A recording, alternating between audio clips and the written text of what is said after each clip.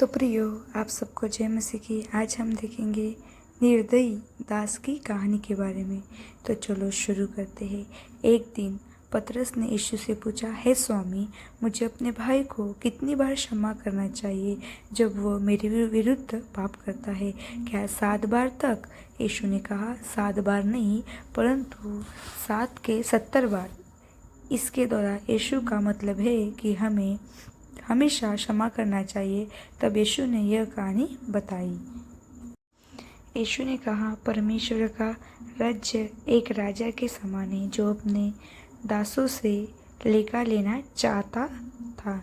उसका एक दास 2 लाख वर्षों तक मजदूरी के बराबर एक बड़े कर्ज का कर्जदार था, परंतु वह दास अपने कर्ज को चुका नहीं पाया। इसलिए राजा ने कहा, इसका कर्ज चुकाने के लिए इस पुरुष को और इसके परिवार को दासों के रूप में बेच दो।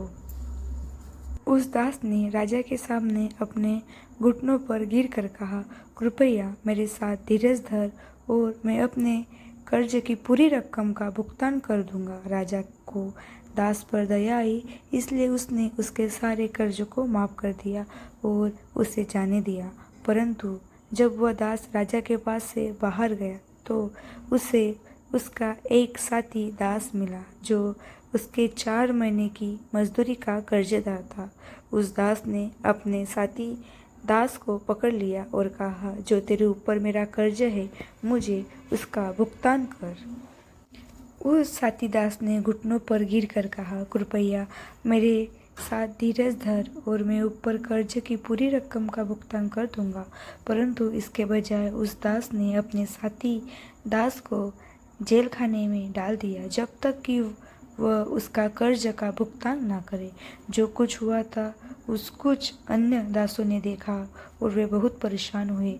वे राजा के पास गए और उसे सब कुछ बताया। राजा ने उस दास को बुलाकर कहा, हे दुष्ट दासों, मैंने तेरे कर्ज का इसलिए माफ़ किया था क्योंकि तूने मुझसे विनती की थी। तुझे भी वैसा ही करना चाहिए था। राजा इतना क्रोधित था कि उसने उस दुष्ट दास को जेल खाने में डाल दिया जब तक कि वह अपने सारे कर्ज का वापस भुगतान ना करे। तब यीशु ने कहा, मेरा स्वर्ग में विराजमान पिता तुम में से हर एक के साथ वही करेगा यदि तुम अपने भाई को अपने हृदय से क्षमा नहीं करते। तो इस प्रकार एक कहानी हमने देखी। प्रभु आपको ब्लेस करे। कहानी मत्ती अध्याय 18